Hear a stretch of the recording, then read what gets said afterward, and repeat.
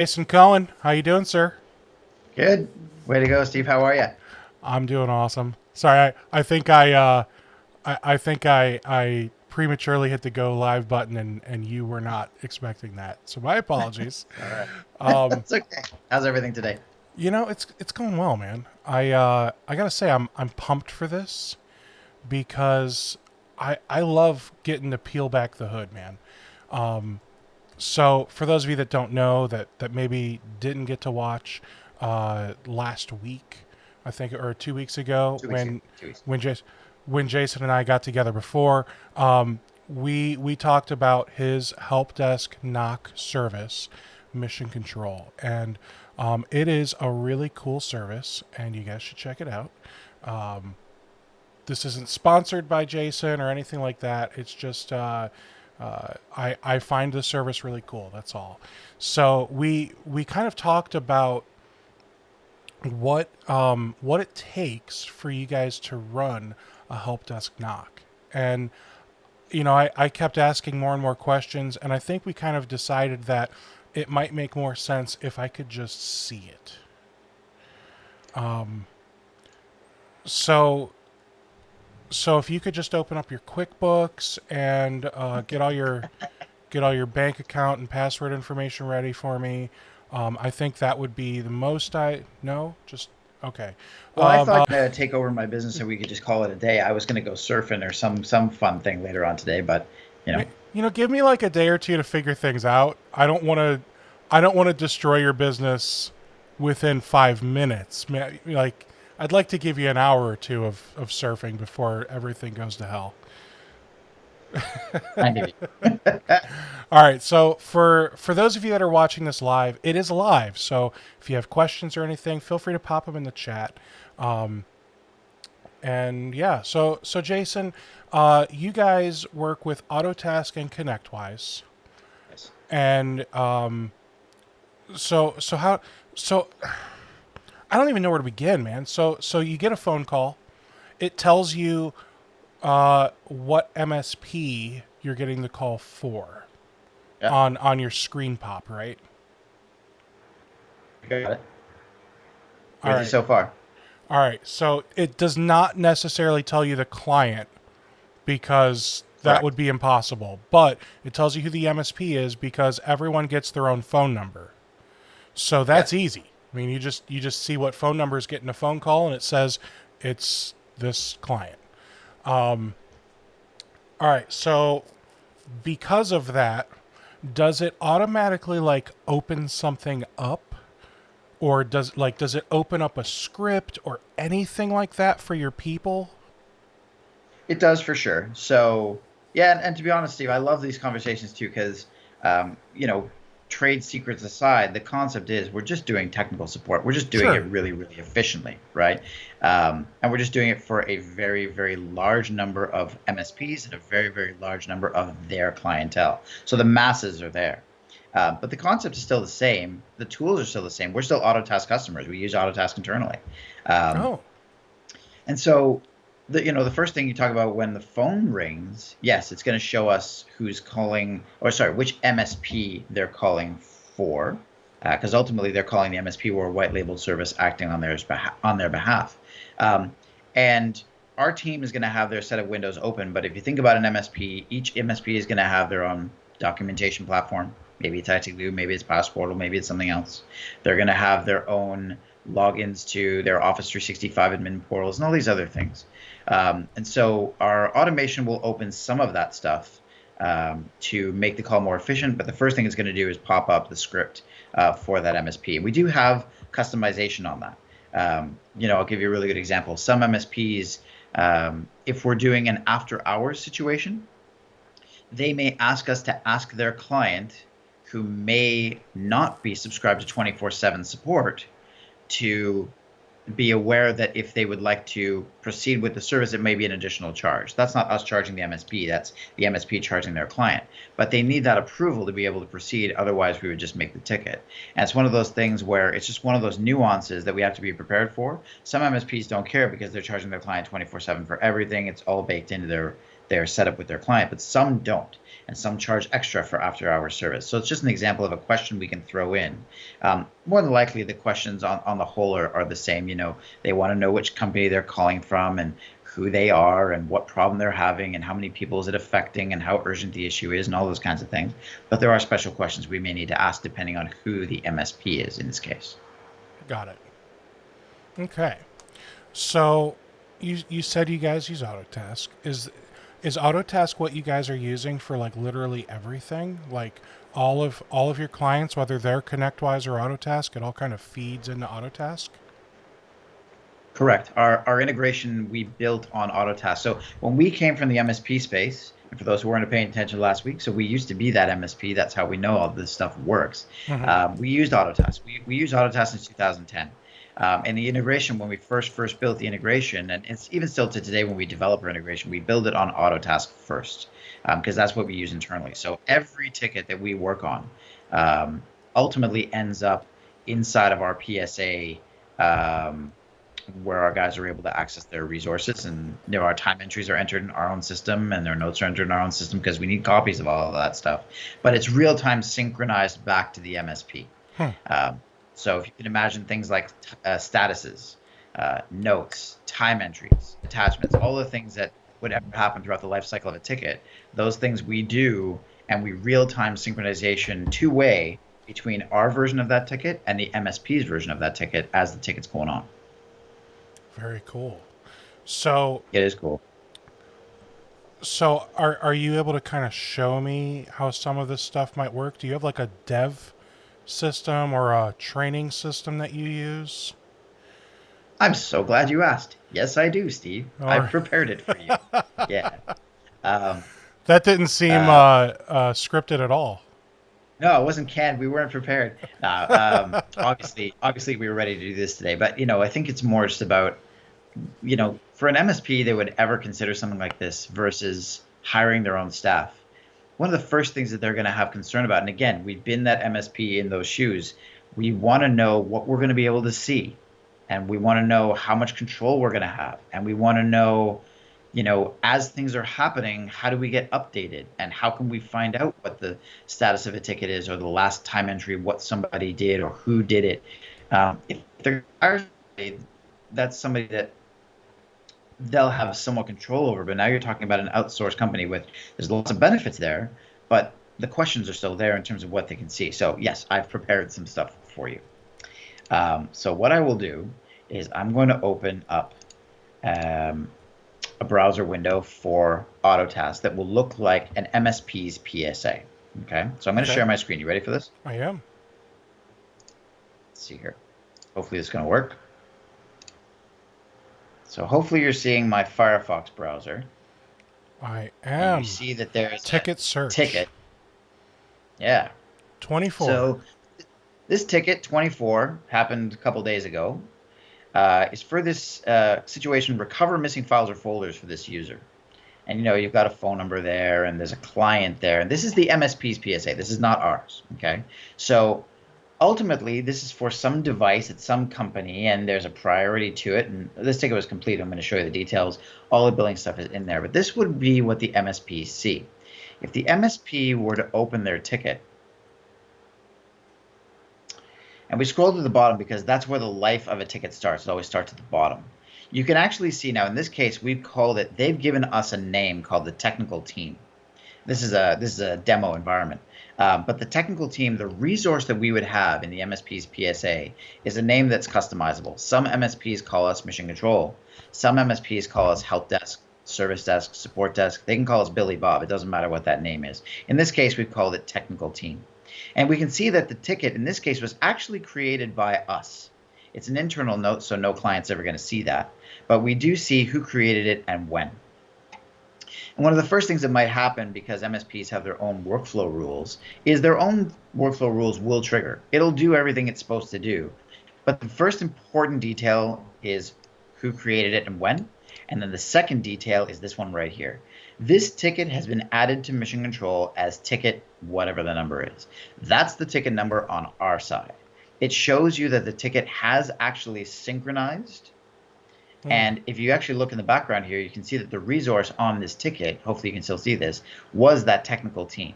So there's Yeah. no question that it got to mission control. There's no question when it got to mission control. They can reference what our ticket number is. We, again, one of the things that I always stress is that we have really, we're huge on visibility and transparency with our partners. And not to sound salesy, but we want our partners to be able to see what we're doing and be able to audit and hold us accountable for the work that we do. And this real-time synchronization makes that possible. So now you can see that it's come over to us. But what happened after that?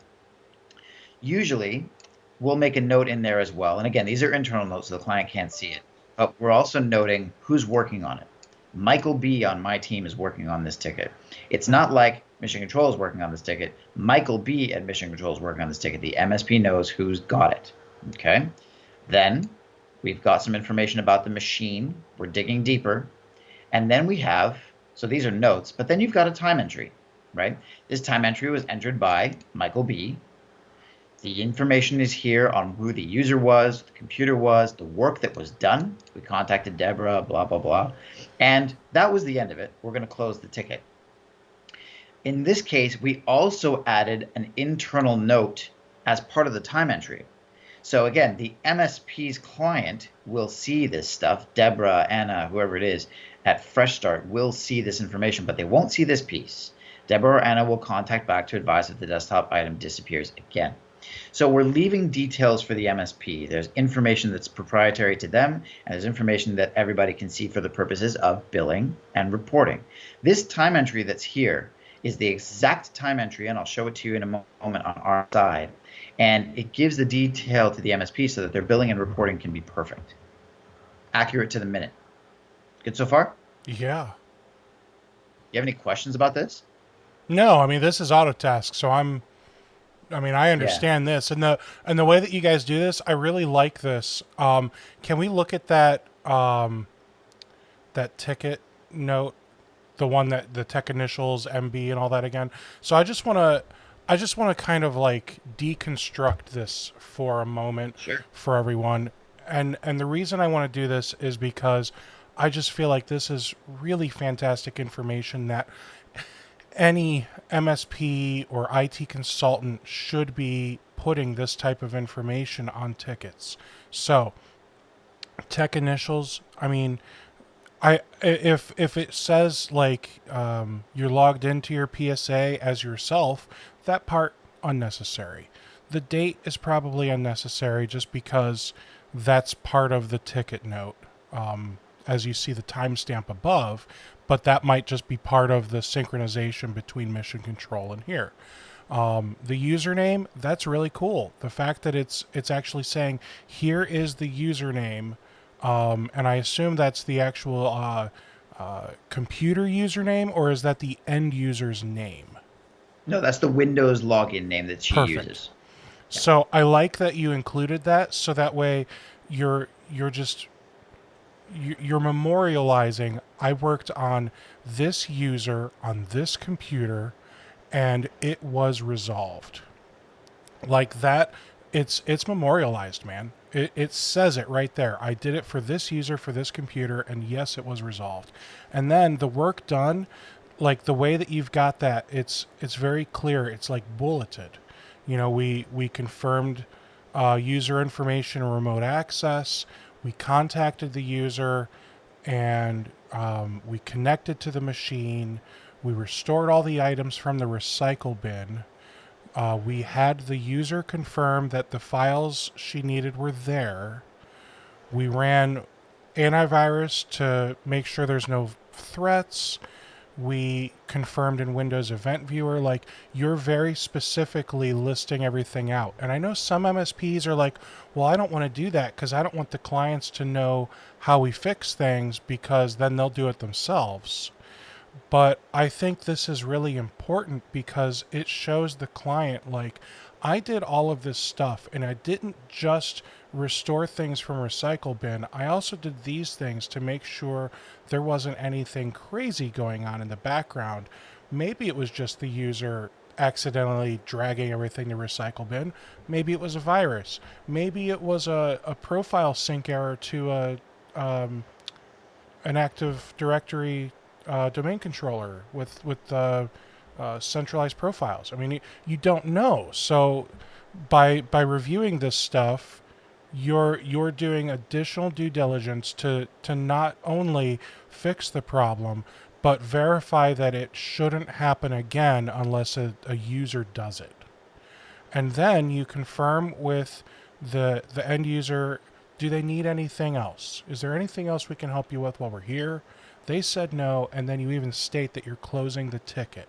Again, memorializing that the end user said they don't need help, and memorializing that the ticket's getting closed, not just a closed ticket email. So the fact that you guys go through all of that is, honestly, it's awesome, man. I think that is so important for MSPs to be doing, especially when you guys are getting paid by these customers to just be their IT team. I mean, they're paying you not because they don't know how, well, maybe because that too, but you should think of this as they're paying me because I'm the expert and they want me to do a kick-ass job.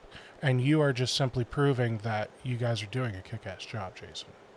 Awesome. That's so kind of you.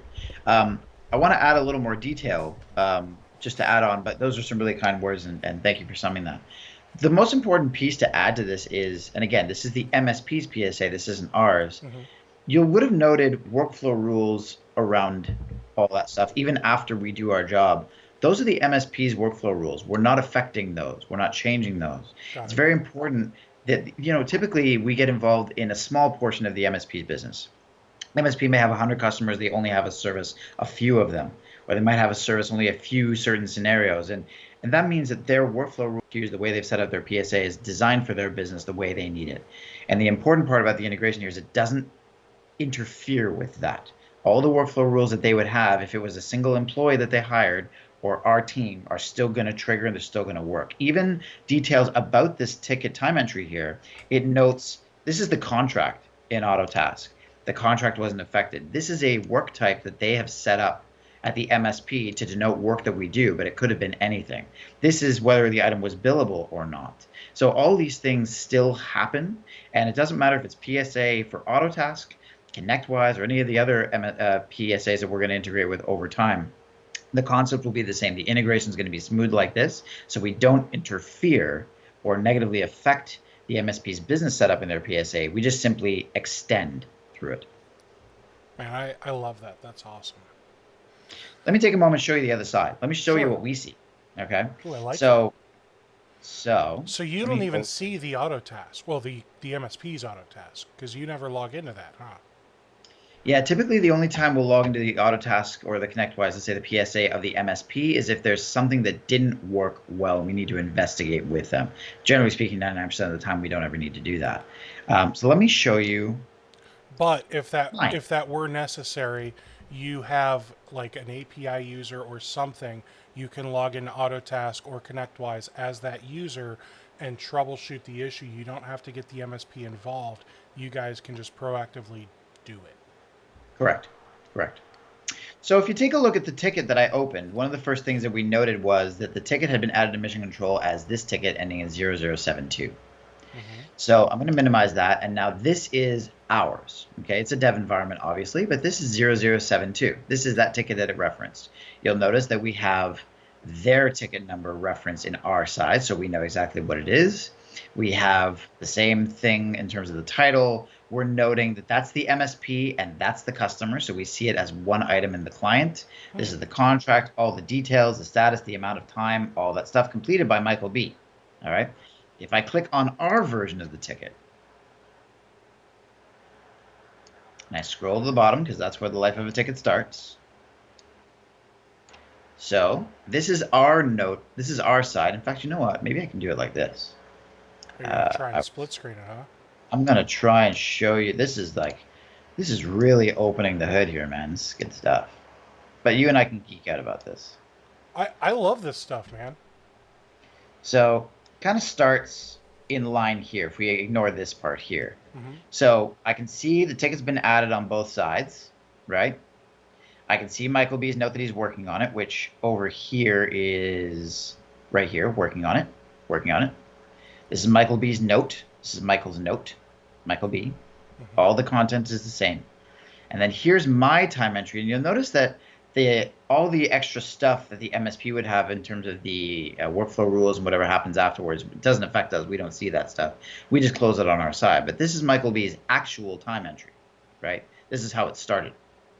All the details are the same. 923 to 939, 923 to 939. It's perfect, That's right? amazing. And so this is the opposite side. This is how we see it on our side and how the integration works. So hopefully you think that's cool stuff. I do. All Good. right, so I'm genuinely interested. Now that I see these two synchronizing together, do you guys have any workflow rules of your own? Tons. But they're all internal for us. They're more of our about our purposes in the way that we work things. And that makes Um, sense, and I understand that completely. I'm genuinely curious, like what kind of workflow rules do you guys have? And the reason I ask that is because I think some MSPs um, just aren't creative enough when it comes to workflow rules. yeah, I'd agree. I'm gonna stop sharing. Do you have to do Okay, anything on your side if I do no, that? we're good. Okay. Hopefully you just see me now. Yep, As pretty as this is. no, you're good. I would agree with you. I think workflow rules are probably one of the most common things that we actually help MSPs with, and sometimes even MSPs will hire us for some PSA consulting because Nice. they don't really either they don't have the time or they don't want to focus on that kind of thing, but they don't really understand the power and what you can do with them. And there's so many cool things you can do with workflow rules. Autotask and ConnectWise do them basically the same way, um, and for the same purposes, but they're awesome. I think users of those systems would argue with you on that point That because what? that they basically do them the same way. Because one someone's going to say, "Oh, well, this one does it better." Fair enough. Fair enough. Okay. They serve the same common goal. Yes. And I think that if you use them well, they can automate so much of your business. That's what we use them for internally. That's what I recommend MSPs to use them for. Think about a situation where an MSP doesn't want to onboard with us on a per device basis. They would rather get just time services from us. Okay. And we're one of the only companies out there that do time based knock and help desk as opposed to just per device. Pretty well everybody in the space is doing the per device stuff. Um, there has to be a way for the MSP to send us a ticket while they're sleeping if something happens and it's not per device. When it's per device, we can pull that ticket automatically because the device will be associated with the ticket. Right. We can also do it automatically by email addresses, but there are just some scenarios that don't fit per device or per email address or whatever. They're just random stuff. Right. But those would probably be like um, critical server outage type things where they can just create a workflow rule that says if a ticket is this priority, kick it over to mission control. Right. You got it. You got it. Exactly. It's a really good example of just a simple workflow rule that automates the MSP's life. It means you don't have to wake up at 3 in the morning to make a ticket that's going to come to us. Right. It's just going to happen. Yeah. But on your end, what kind of workflow rules do you guys have to help mission control automate some of these tickets? Oh, there's so much. Um, Workflow rules we have on our side, I mean, they're mostly about the management of the client themselves because we have so many different clients that, the common MSPs do things differently. Sure. Um, and the truth is, because of our choose to match approach to things where we don't obligate the MSP to onboard everything with us, we don't obligate them to, I think I used the example last time. If they, let's say, had a site of 50 computers and they only want to onboard 10 of them with us, they can pick and choose those devices. If they wanted to have different service levels for different devices, even at the same site, we can do that as well. If they wanted to have a site that where some of the users are done by device and some are done by time, we can do that as well. Like it really gets granular. A lot of the stuff that we can do with workflow rules really does help us to manage that kind of stuff and sort it out. So without getting too specific on what we're using workflow rules inside, it's really for our automation purposes to make us as efficient as we need to be. I think I made mention last time that a lot of our competition tends to be overseas somewhere else. Mm, And that overseas somewhere else tends to have much, much lower costs than we do sure. because we are entirely North American and we don't outsource or subcontract anywhere. Um, That means we have to be more efficient at what we do.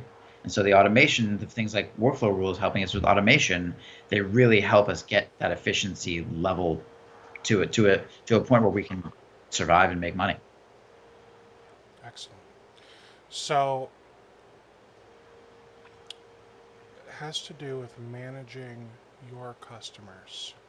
Huh. Okay. So that kind of shows us how the tickets work. The the other thing, I don't know if this is even something you're able to show, but are you able to show like what a screen pop looks like? Like do you have a screenshot or something of what that might look like and how it might look when it shows a script or an answering script or whatever? I wanted to show you actually a workflow rule example. It's just something I Oh, was going to cool. pull. Just something you might want to see. But I'm trying to think of something that would be applicable and appropriate here. Like, okay, so here's a good one. I don't know that it's necessarily applicable or anything like that. I'm like, what's your craziest workflow rule? Like I'm more like let's see the biggest baddest workflow rule you've got. Like that exists, you know, like but I find workflow rule automation to be so awesome and so fascinating. I don't care if it's something that we as an MSP would ever use. I just like to see how some of these things work just because it might give us as MSPs different ideas on, oh, like, I don't necessarily do that, but I now I've got this knucklehead idea that maybe this might just work for something else. Like, Well, let me give you a good example. So contact attempts are an interesting one. So let's say that we reach out, or an MSP even. This is really applicable to them on the hmm inside. They go and they contact an end user that sent in an email. So an end user sends in an email, I can't access my files, whatever. okay. When the MSP gets that ticket, let's say that the MSP or us is going to call them. Okay. But let's say that they don't answer the phone. We leave them a message. Every company will have their own rules about how many times they're going to call and chase this user. But wouldn't it be nice if after you contact them and you send an email, let's say you put the ticket into a status of contact attempted, which is what we do.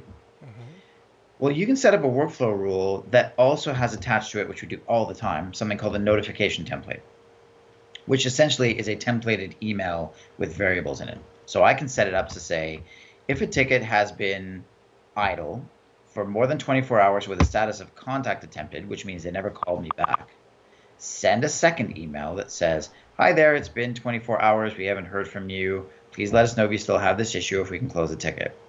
And then the workflow rule repeats itself at 48 hours and 72 hours. And then eventually, after 4 days, ends with, sorry, we've not heard back from you. If you still have this issue, please contact us. For now, we'll close the ticket. And it closes the ticket. That's one workflow rule that sent a 24, 48, 72-hour reminder, a final notice that we're going to close it, and actually closed it. Now And that's see, one. I never actually thought to do all of that with a single workflow rule. I would actually have made four workflow rules to accomplish that, and I did. In Autotask, I had a workflow that said, first contact attempt, second contact attempt, third contact attempt. F you, we're closing the ticket attempt. Yeah. Both Autotask and ConnectWise have a recurrence function. They may not Gotcha. have had it back then, but they do, and you can set how many recurrences, what the changes are on the recurrences, and what happens after the final occurrence if it's something different. In this case, close the ticket and send this other notification template. So cool. Yeah, so like that's a really good example of a workflow rule we use every single day, hundreds of times a day. It gets triggered automatically because of the way that my team will set just one status after they make that call, right? Now, Uh, they make the one call, and then do they keep making calls, or it just so keeps sending the emails? So if it's a medium or low priority, our rule is that we will call once and then the emails go. If it's anything higher than that, we will call twice. Essentially, things like that are considered more important to us. That could be if it's a VIP, it could be if it's a critical systems down or whatever. Obviously, one phone call is just not going to be enough in that case. We call twice. And every phone call is followed by an email, and that's done because after we make the phone call and our guys make the time entry and they're changing that status as they do so, and again, the MSP can see all of it because they see the status changes and they see if there's a workflow rule triggered on our side for a notification, we show that. So it shows on their side as well. So they know exactly how many phone calls have been made, how many emails have been sent, what the end result was. Again, we're just so big with visibility and transparency with our partners. It avoids the finger pointing and the guesswork and the assumptions. Everything's just so super clear. Perfect. No, Yeah. and again, I really enjoy what I'm hearing right now because even though you are a knock help desk, MSPs should be operating more like you do in many ways. Not in every way, but in many ways. And I just I love learning this stuff, man. So all right. So we talked about a workflow role. And then I asked you about like a screen pop type of situation. So, well, instead of that, let me show you Liftoff. So Liftoff is the web portal that MSPs log into to control their services with us. The Oh, that coolest sounds part about fun. what we're doing, because we're fully integrated, is it's real time live affecting the integration. I'll give you an example. Okay, I give this example all the time, but I love it. When we were that MSP and we were using other knock and help desk services, and again, I won't name them. Let me actually close my Slack. It's kind of ticking me off a little bit. I can name them though, Um, right? you can do whatever you want. It's your show. Yeah, that's fair. Uh, but I won't name them. But when we were the MSP and we utilized those services, integration just wasn't an option. If it existed, it was very, very, very halfway. But whenever we wanted to onboard a customer, we would have to send in Excel sheets. Those Excel sheets would get reviewed by the knock help desk company. They would take weeks to come back with questions and onboard the customer, and eventually it would happen. But honestly, it took a very, very long time. Those listening to this podcast, if you've been dealing with those other services, you know what I'm talking about. Nothing was ever quick when it came to onboarding a new client or new services for new clients. It took days, if not weeks, and usually it took weeks. And it would take weeks to get the response back of maybe, oh, we can't, or blah, blah, blah, but it took a long time. So Liftoff changes that where now everything about our services becomes pretty well instant.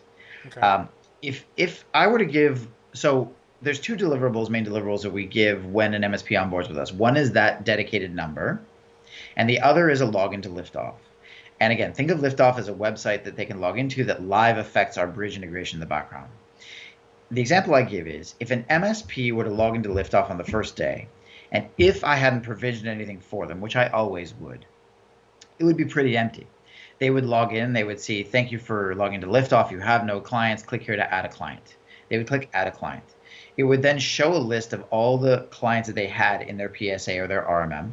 It'll ask them to choose the one that they're interested in onboarding and press next. And then it would show them you have no services or devices for this client. Click here to add. So let's say I clicked add device. It would then show a list of all the devices that they have inside of their RMM that's integrated with their PSA. Because we're pick and choose, to ask them to choose the individual devices that they want to onboard. It'll ask them to choose the individual service levels for those devices that they want. It'll ask them to choose the go live dates that they want and hit OK. If they chose, let's say it's mid-August, let's say they chose September 1 as a go live date for a device, when it would turn midnight on that day, that device would be live in their local time zone, by the way.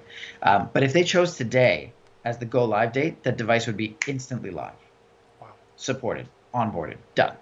So let me show you a bit of Liftoff, because Liftoff Sure. is awesome.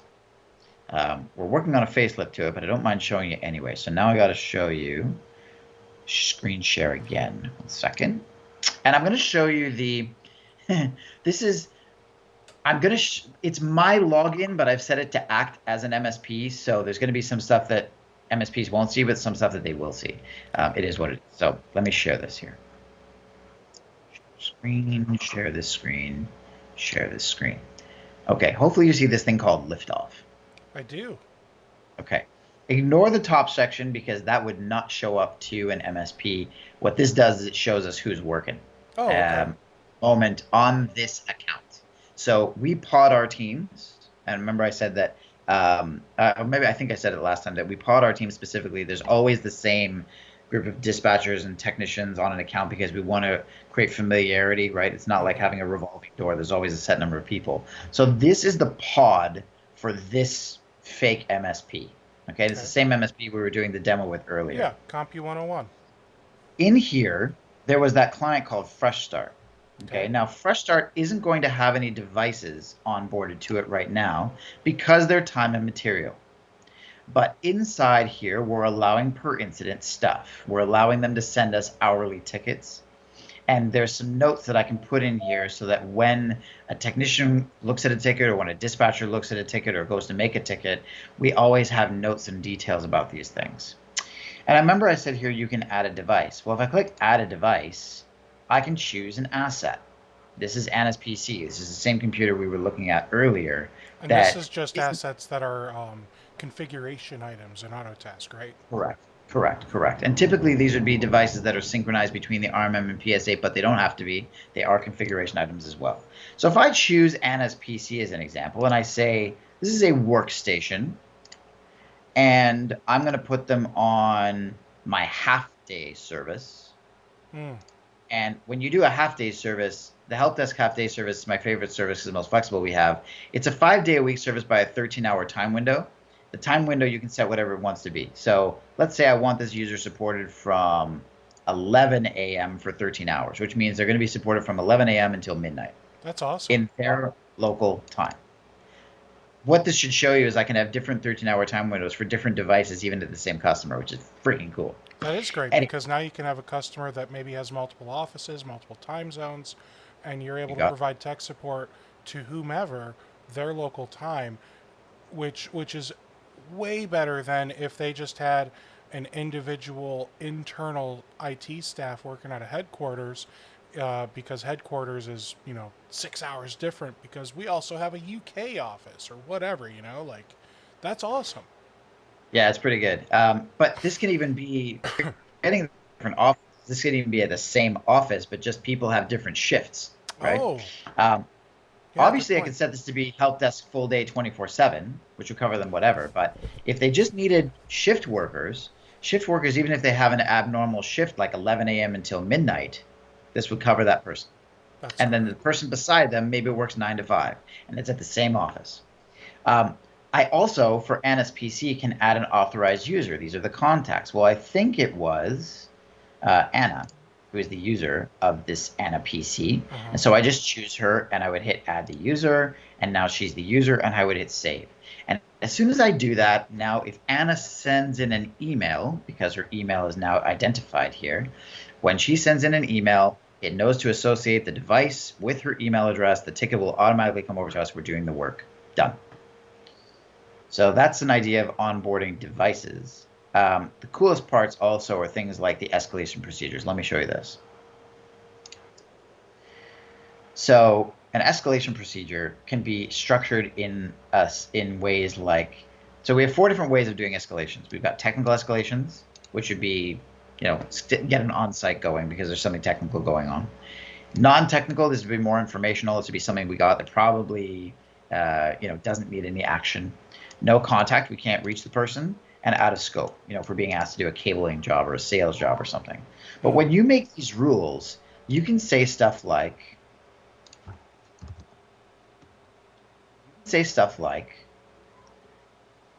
um, for this account at Fresh Start, and only if the priority is critical or high, and only if it's Monday to Friday from, you know, whatever, doesn't matter, the time range, right? Hmm.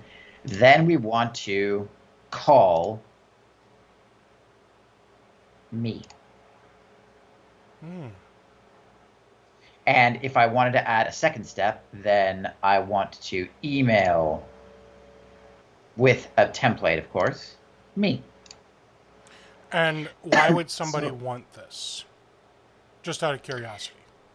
Well, this is me. This is a sorry. Okay, let's do it like this. Let's say Thomas, because Thomas works at CompU 101. That's more Well, appropriate. and I was on board either way.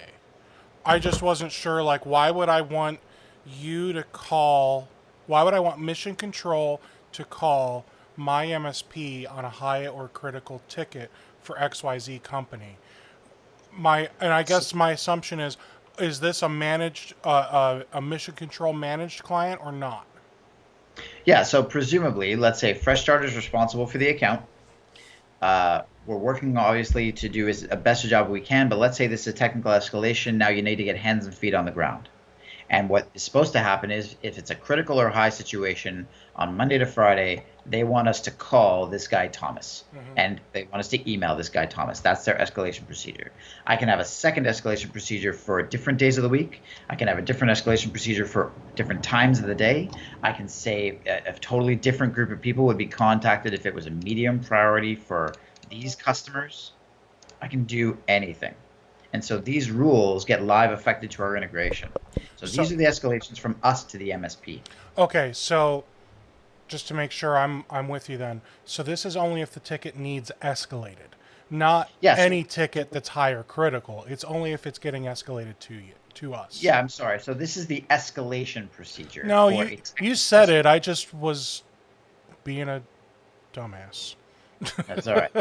This is the escalation setup for this, this MSP, and we've got different procedures for, this is for all hours critical. This is for um, all hours non-critical, but you can make the rules to be whatever you want. These are basically just rules that you create, right? It's just another function of the integration, which is phenomenal. We can set business hours. We can do things like VIPs. If I were to drill down back to where I was, so if I go back to uh, manage accounts devices, I go back to Fresh Start. Inside Fresh Start, I can also set their business hours. I can set VIPs. So, for example, let's Hmm. say that we always want it so that Anna, if she calls, well, right now there's two VIPs here, right? So if these two people call in, our systems will screen pop. We talked about the screen pop before. It will actually show they're a VIP. Every time a technician or a dispatcher looks at any ticket relating to this customer for that account, it will highlight they're a VIP. They get treated as critical no matter what. They get the fastest response, they get the fastest everything. Now your system says that. I'm assuming Autotask is saying that somehow. So they don't have to be linked, but they can be linked. Well, let me rephrase. I'm assuming your Autotask says that somehow. Oh, 100%. So is that using? I know with Autotask, you can set like um, on an account level, you could set like a stripe that says this customer hasn't paid. Don't do anything for them. Is it something like that, but at a user level? So we've got banners set up, but we also have for this particular thing we use UDFs, and so those are user defined fields, and we use UDFs like crazy. We probably have, and we utilize the UDFs quite often to trigger workflow rules.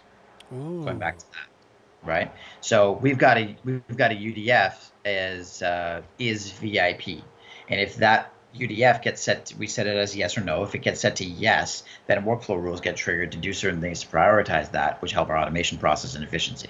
So there's a good example for you. That's great. Okay. Yeah. So I'll stop my screen share, but just thought I'd show you a bit of liftoff, just give you a little teaser. Um, you're getting a phone call. I am. Sorry about that. That's fine.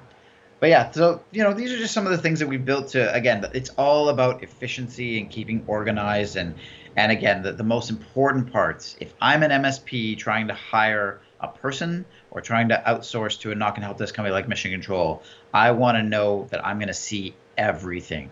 And I'm going to be able to not have to question what they're working on or if they grabbed this ticket or how much time they spent on this stuff. We spent an amazing amount of effort and cost and all this stuff to make and continue to develop these because they're just, without them, you're blind and you're guessing and there's assumptions and it's not the way we want to go. We want them to see everything. I love this, man. That's awesome. And again, you've given me some really cool insights on how an MSP should be operating without a knock help desk. So that is again why I wanted to do this, and I appreciate that. Is there anything else that you think would be important to show us? From an integration perspective, I mean, on the documentation side, so we use IT Glue internally here. I can say Mm-hmm. that. Um, Big fans of what they got. And There's a great, one thing I great will say is we're documentation tool. not. Sorry, say again. As a great, great documentation tool. We are not, unlike the industry though, where we don't. So we are not particular to any certain platform. We integrate with Passportal. We integrate with some of the other ones out there. Oh, cool. Um, Yeah, it's very, very good. And so for the goal is to have integration on two pieces. We want to have integration on the tickets real time, and we want to have collaboration real time on the documentation. I can't stress to you how important it is to collaborate and act as a team when it comes to the documentation side. It's not just about the tickets. We can get a ticket, we can work it. If we've got skilled enough people that are going to be able to help a user get through their problem or solve a server issue, that's one thing. But if we continue to get stuck, or if we do our job and we don't update the documentation, then the MSP gets stuck. That's no good for everybody, right? So the whole point was twofold: real-time integration on tickets, real-time collaboration as a team on documentation. Those two pieces win for success, and that's not going to help us. That again, for the MSP listening to this, that's doing things internally, and if you've had everything in your head or you have them in places that are just not convenient for the rest of your team to access, you know it's the right thing to do to put it in a shared space protected by 2FA. Do it. It will change your business. It's time to put it in there, but it will change your business. I've got some MSPs that I've been coaching. For those of you that don't know, we at Rocket MSP we also have peer groups. So feel free to, you know, reach out to me if you want to know more. But I've got some MSPs that I've been coaching that they have been signing up for various knock help desk services. Some are with you, some are with others. And all of them, I have been stressing that they're all on IT Glue, so that makes it easy for me. I literally have them open up their completion page, and I make a list of, depending on the type of thing. I might say, okay, I want you to go through all of your clients, and I want to see passwords for all of your clients next week. Because we meet every week, so I'll give them a to-do list of things that they have to get done in their IT Glue, because it is so important. No matter who you're outsourcing your knock and help desk to, it's going to fail if your documentation sucks. So yeah, I'll just give them homework every week. All right, let's work on domains and SSL certificates this week. You know, that way now we've got all the domains in there along with their expiration dates and the who is, and then we get the SSL certs if especially if they've got paid ones. I don't care about those free. I can't even think of the free SSL. Nobody cares about those. We care about the ones that you pay for because you're either hosting like an e-commerce store or you need it for internal server stuff. Those are the SL certs that I tell people I care about. Yeah, we just go through everything, and then we work on creating custom asset types in IT Glue, so that way they can, if maybe they're a web design firm, they do a lot of that along with MSP services. Maybe we'll make a couple types of assets where it's for specifically for web hosting or web design stuff, where maybe they need to know the stack of tools that they used to build the site with. I used Astra Theme and Elementor Pro and all this other plugins for it. So it's just so important for you guys as MSPs to document everything. It can't just be up here, because you're never going to be able to grow past where you are if it's all up here. Because how are you going to help the other guys when how are you going to grow the business when all you're doing is helping the other guys? I've got one MSP that's struggling with that. He's a team of 4 now, and he just launched with Benchmark 365, and he said yesterday was actually the live date for him, and he was like yesterday he was like stressed, man, just because there's a lot of communication back and forth, which is good, but he still has a lot of that stuff up here. So even for his guys, like they'll get a customer call in and they'll ask a question and they can't do like level 3 stuff because he's the only one that has the information. They never put it in IT glue. So I've been beating him up and having him do documentation. He took an entire week off. He went to a lake somewhere quiet and got away from everyone, unplugged, and just documented for an entire week. Yeah, it's not fun to do, and I've been there. It's not something that when you hear it and you understand it, it's not something that you're ever in denial about. I think MSPs really do know this, but they just don't. They've never experienced the value of the effort that they would put in, what they get out. They've not experienced it until they do it. So until they do it, they don't get that freedom. Because again, forgetting about us, if you've got a team of people and they're spending half their day coming to you for the missing piece because it's in your head, business growth becomes impossible. So for those wanting to grow, and I assume that's most of you out there, not all of you, invest in a documentation system of some sort, protect it with 2FA, and get everything in there as quickly as you can. And it just becomes a process after that. And even if you don't want to grow, like maybe you're running this company and it's like a lifestyle business, right? You make just enough to live the life that you want to live. You don't want the added stress of employees or growth or any of that stuff. But you should still have documentation, because what if, heaven forbid, you get hit by a bus tomorrow?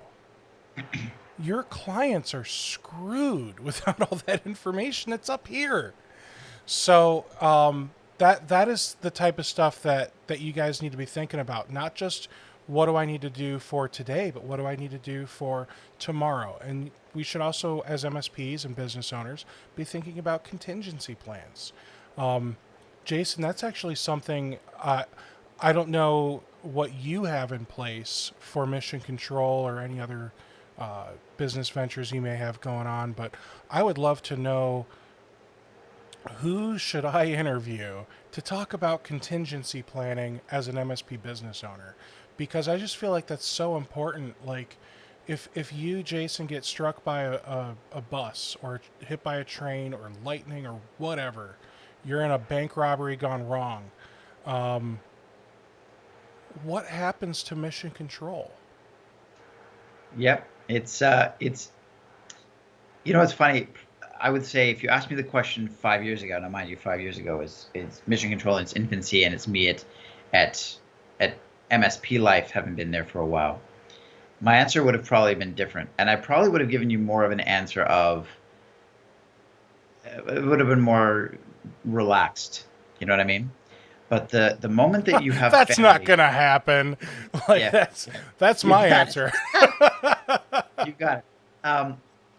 But these days, and I guess it comes part of business growth. It also comes with maturity. You have family that depend on you. They feed and eat and live off of the work that you do. Mm-hmm. You have staff, their lives, their families, their whatever, your clients, their livelihoods, their technologies you're protecting. There is so much on you. It's not just you, and it's not just, even if you're a single person and you don't have any attachments or whatever, the second you want to grow your business and you hire that first person, they're going to have. And even if you didn't, you still have clients, and they still have. There are people that are reliant on this. Put your safeguards in place. I'm not talking about wills or any of that other stuff. That's private stuff. But I am talking about, you have a number two, have a failover, have a way that even if let's say you were a single solo person and you had everything locked away in a password vault somewhere, give somebody, one person, access to that vault and make sure somebody knows who to go to. You know what I mean? It's that kind of stuff. My number two in my company actually gave me his password to his password vault. I think it was 2 months ago. We were having this discussion, and he did so because he realized that he doesn't have a good place for that. He's given it to two people, me and his significant other, and that's it. You know what I mean?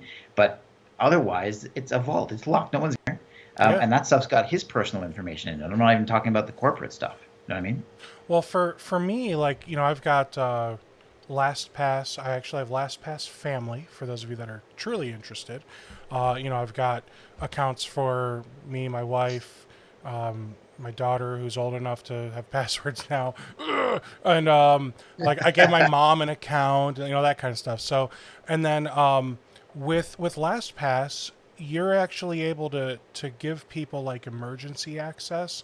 So you're able to set it to where this email address is allowed to have emergency access to my vault, and if they request it, and you can say, all right, give it to this person if I don't answer the request after X number of hours.